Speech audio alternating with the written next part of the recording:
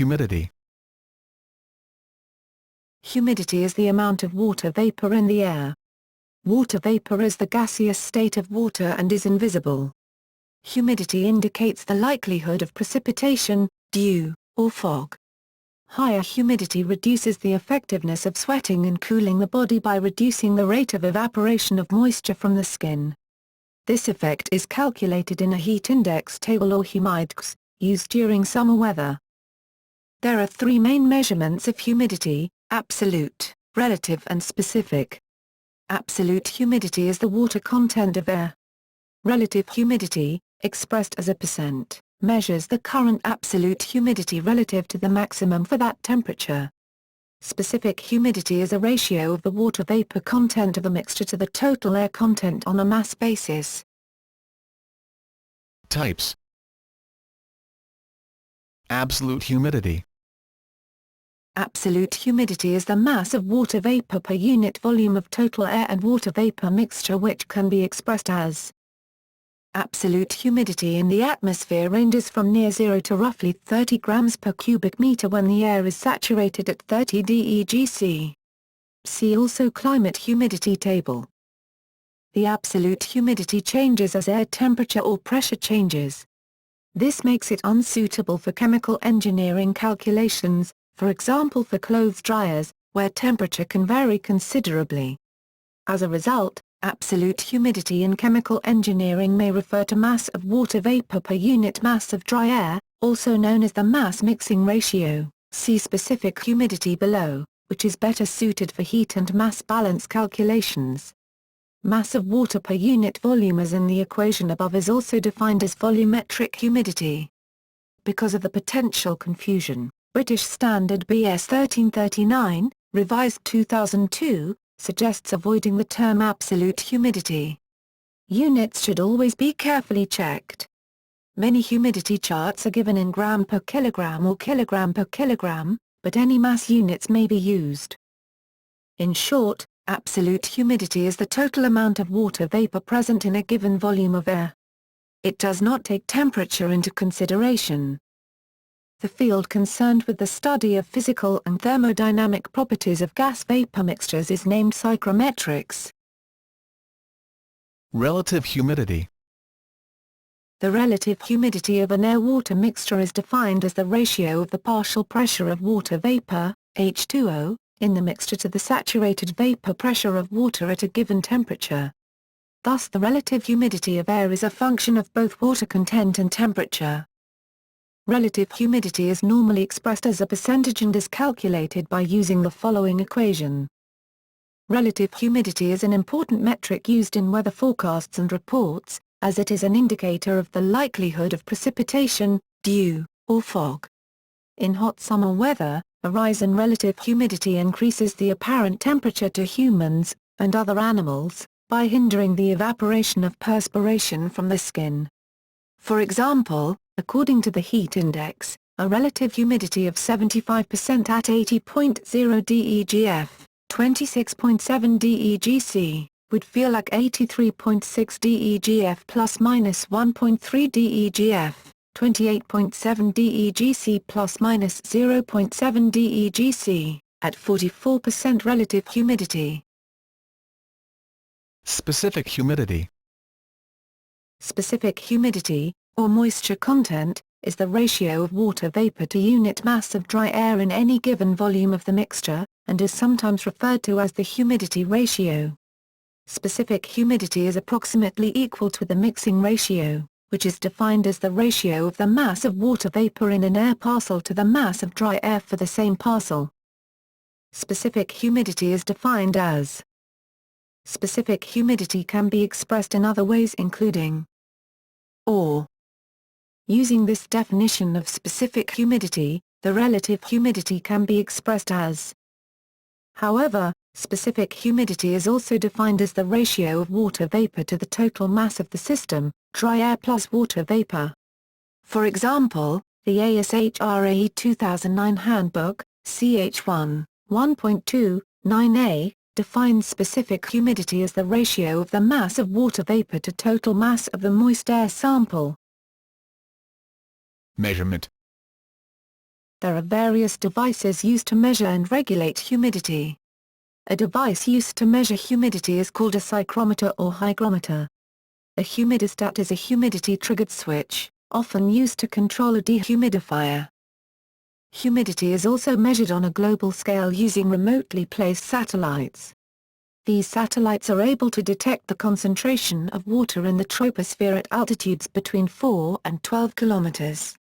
Satellites that can measure water vapor have sensors that are sensitive to infrared radiation. Water vapor specifically absorbs and re-radiates radiation in this spectral band.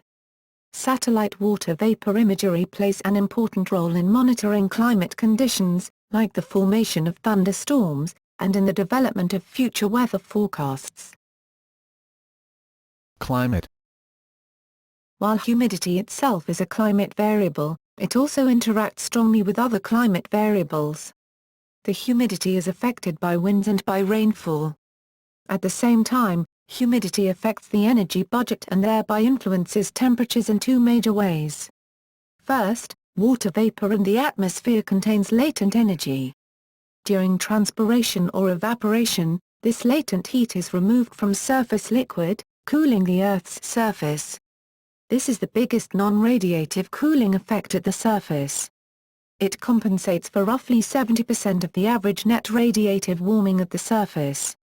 Second, water vapor is the most important of all greenhouse gases. Water vapor, like a green lens that allows green light to pass through it but absorbs red light, is a selective absorber. Along with other greenhouse gases, water vapor is transparent to most solar energy, as you can literally see. But it absorbs the infrared energy emitted, radiated, upward by the Earth's surface, which is the reason that humid areas experience very little nocturnal cooling but dry desert regions cool considerably at night. This selective absorption causes the greenhouse effect. It raises the surface temperature substantially above its theoretical radiative equilibrium temperature with the sun, and water vapor is the cause of more of this warming than any other greenhouse gas. The most humid cities on Earth are generally located closer to the equator, near coastal regions. Cities in South and Southeast Asia are among the most humid. Kuala Lumpur and Singapore have very high humidity all year round because of their proximity to water bodies in the equator and often overcast weather. Some places experience extreme humidity during their rainy seasons combined with warmth, giving the feel of a lukewarm sauna, such as Kolkata, Chennai and Cochin in India, and Lahore in Pakistan. Sukhpur city located on the Indus River in Pakistan has some of the highest and most uncomfortable dew point in the country, frequently exceeding 30 degc, 86 degf, in the monsoon season. High temperatures couple up with bizarre dew point to create heat index in excess of 65 degc, 149 degf. The cities of Manila in the Philippines, Mogadishu in Somalia and Bangkok in Thailand. Darwin, Australia experiences an extremely humid wet season from December to April. Shanghai and Hong Kong in China also have an extreme humid period in the summer months. During the southwest and northeast monsoon seasons, respectively, late May to September and November to March, expect heavy rains and a relatively high humidity post-rainfall. Outside the monsoon seasons, humidity is high, in comparison to countries north of the equator, but completely sunny days abound. In cooler places such as northern Tasmania, Australia, high humidity is experienced all year due to the ocean between mainland Australia and Tasmania. In the summer the hot dry air is absorbed by this ocean and the temperature rarely climbs above 35 degc, 95 degf. In the United States the most humid cities, strictly in terms of relative humidity, are Forks and Olympia, Washington. This fact may come as a surprise to many, as the climate in this region rarely exhibits the discomfort usually associated with high humidity. This is because high dew points play a more significant role than relative humidity in discomfort, and so the air in these western cities usually does not feel humid as a result. In general, dew points are much lower in the western U.S. than those in the eastern U.S. The highest dew points in the U.S. are found in coastal Florida and Texas. When comparing Key West and Houston, two of the most humid cities from those states, coastal Florida seems to have the higher dew points on average. However, Houston lacks the coastal breeze present in Key West, and, as a much larger city, it suffers from the urban heat island effect. A dew point of 88 DEGF, 31 DEGC, was recorded in Muirhead, Minnesota on July 19, 2011, with a heat index of 133.5, although dew points over 80 DEGF, 27 DEGC, are rare there. The U.S. city with the lowest annual humidity is Las Vegas, Nevada, averaging 39% for a high and 21% as a low. Air density and volume. Humidity depends on water vaporization and condensation, which, in turn, mainly depends on temperature. Therefore, when applying more pressure to a gas saturated with water, all components will initially decrease in volume approximately according to the ideal gas law. However, some of the water will condense until returning to almost the same humidity as before, giving the resulting total volume deviating from what the ideal gas law predicted. Conversely, decreasing temperature would also make some water condense, again making the final volume deviate from predicted by the ideal gas law.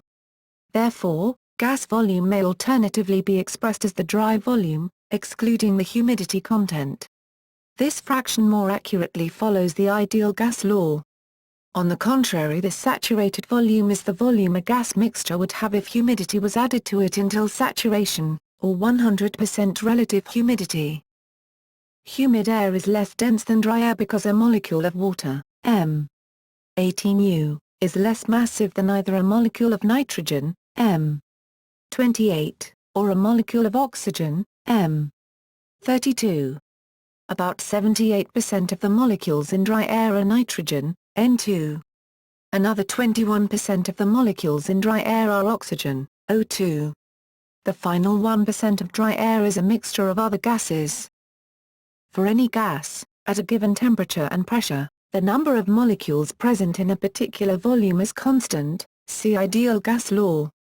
So when water molecules, vapor, are introduced into that volume of dry air, the number of air molecules in the volume must decrease by the same number, if the temperature and pressure remain constant. The addition of water molecules, or any other molecules, to a gas, without removal of an equal number of other molecules, will necessarily require a change in temperature, pressure, or total volume. That is, a change in at least one of these three parameters. If temperature and pressure remain constant, the volume increases, and the dry air molecules that were displaced will initially move out into the additional volume, after which the mixture will eventually become uniform through diffusion. Hence the mass per unit volume of the gas, its density, decreases. Isaac Newton discovered this phenomenon and wrote about it in his book Optics. Effects. Animals and plants. Humidity is one of the fundamental abiotic factors that defines any habitat, and is a determinant of which animals and plants can thrive in a given environment. The human body dissipates heat through perspiration and its evaporation.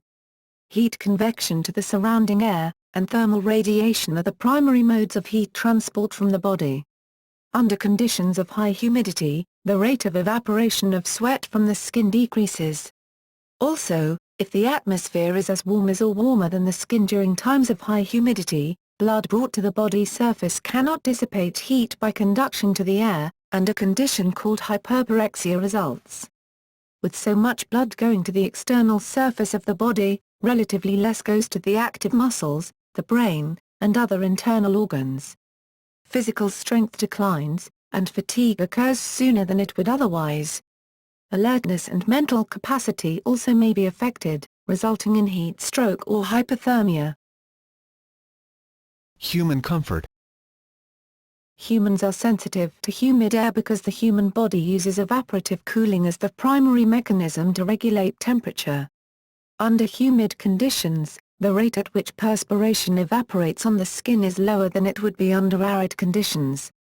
Because humans perceive the rate of heat transferred from the body rather than temperature itself, we feel warmer when the relative humidity is high than when it is low. Some people experience difficulty breathing in high humidity environments. Some cases may possibly be related to respiratory conditions such as asthma, while others may be the product of anxiety. Sufferers will often hyperventilate in response, causing sensations of numbness, faintness, and loss of concentration, among others. Air conditioning reduces discomfort in the summer not only by reducing temperature, but also by reducing humidity. In winter, heating cold outdoor air can decrease relative humidity levels indoor to below 30%, leading to discomfort such as dry skin and excessive thirst. Electronics. Many electronic devices have humidity specifications, for example, 5% to 95%. At the top end of the range, moisture may increase the conductivity of permeable insulators leading to malfunction. Too low humidity may make materials brittle. A particular danger to electronic items, regardless of the stated operating humidity range, is condensation. When an electronic item is moved from a cold place, for example garage, car, shed, an air-conditioned space in the tropics, to a warm humid place, house, outside tropics, condensation may coat circuit boards and other insulators, leading to short circuit inside the equipment. Such short circuits may cause substantial permanent damage if the equipment is powered on before the condensation has evaporated. A similar condensation effect can often be observed when a person wearing glasses comes in from the cold, that is, the glasses become foggy. It is advisable to allow electronic equipment to acclimatize for several hours, after being brought in from the cold, before powering on. Some electronic devices can detect such a change and indicate, when plugged in and usually with a small droplet symbol, that they cannot be used until the risk from condensation has passed. In situations where time is critical, increasing airflow through the device's internals when, such as removing the side panel from a PC case and directing a fan to blow into the case, will reduce significantly the time needed to acclimatize to the new environment. In contrast, a very low humidity level favors the buildup of static electricity, which may result in spontaneous shutdown of computers when discharges occur. Apart from spurious erratic function, electrostatic discharges can cause dielectric breakdown in solid-state devices, resulting in irreversible damage. Data centers often monitor relative humidity levels for these reasons. Building construction. Common construction methods often produce building enclosures with a poor thermal boundary, an insulation and air barrier system designed to retain indoor environmental conditions while resisting external environmental conditions. The energy-efficient, heavily sealed architecture introduced in the 20th century also sealed off the movement of moisture, and this has resulted in a secondary problem of condensation forming in and around walls, which encourages the development of mold and mildew. Additionally, buildings with foundations not properly sealed will allow water to flow through the walls due to capillary action of pores found in masonry products. Solutions for energy-efficient buildings that avoid condensation are a current topic of architecture.